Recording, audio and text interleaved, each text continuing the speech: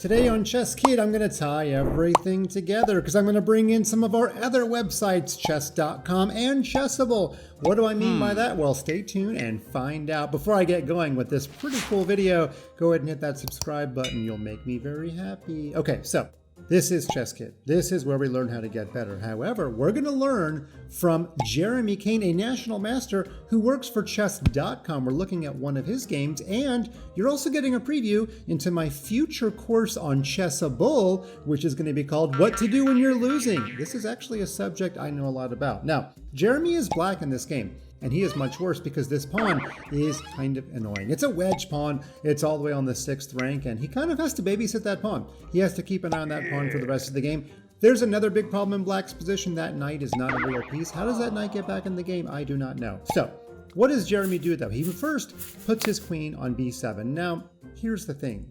In my Chessable course, I'm mostly going to talk about ignoring the computer's evaluation. I know that you guys love to see the evaluation bar. I have specifically hidden it from this video, but I do not agree with the computer's analysis because this move makes a battery on the queen and the bishop. Of course, the knight, if it ever moves, would have some pressure down here on this bishop. But it also sets up a really, really great tactic. And now after rook to d1, Jeremy notices that this rook might capture the bishop. But you know what? He actually allows it. One of the big topics of my Chessable course is going to be allowing your opponent to play fake tactics, phantom tactics, ideas that look like they're good but they're not. So Jeremy twiddles his thumbs and goes do do do do da da da. It's not a police song. It's really him just pretending that rook takes bishop is not a thing. He plays rook to h8, doubling his rooks and making a battery on the h-file. And sure enough, white falls into it. White could just play some sort of solid move like a, queen e5, pretty solid move, right? Guards the knight, guards the pawn, threatens discovered attacks on the king. Good stuff, right?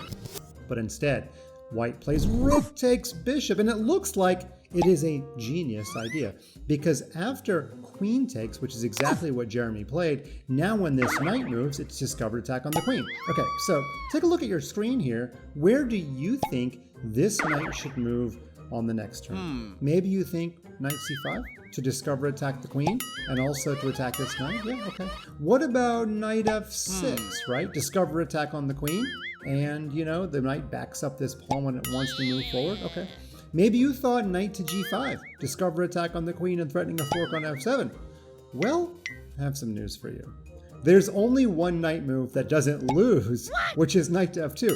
If white plays any of the normal discovered attacks, then white loses. In fact, in the game, Jeremy's plan totally worked because white could not resist the temptation and played knight to c5, discover attack on the queen, and it looks like the knight's going to win the knight and all kinds of good stuff's going to happen for white. Except no. Do you see the winning move that Jeremy had in his back pocket? It is rook to h1 check because the queen makes an x-ray defense of the rook. It's kind of like a diagonal Oreo in this position. Okay, a couple of quick lines. First of all, if the bishop takes, well, that's actually the easy line. You can take the bishop with either piece and win the game, although technically rook takes a little bit faster because when the king moves, we have checkmate on the board. And if we go back, the only other move for white in this position is king f2, and I agree that it's a little bit of a long mate, but all you really have to do is you have to see the first move, which is the amazing queen takes bishop. Look at that. Now, if the king runs away, he gets mated in 6 moves. Of course, you could just take the queen, right?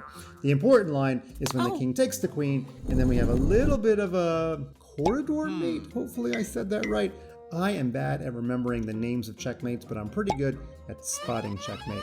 That was a cool example of what to do when you're losing. Set up phantom tactics for your opponent, and sometimes when they play the move that looks winning, they fall right into your trap. So coming soon on Chessable, actually not so soon, I've got to do a lot of work, but one day, an entire course on what to do when you're losing.